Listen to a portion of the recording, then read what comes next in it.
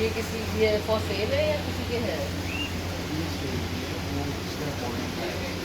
Boarding का है। मतलब कोई बाहर गया होगा तो छोड़ दिया। What are the charges of boarding?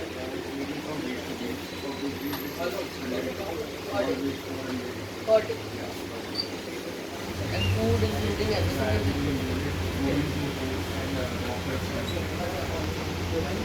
Boarding के लिए आया हो, जैसे हम बाहर गया हो।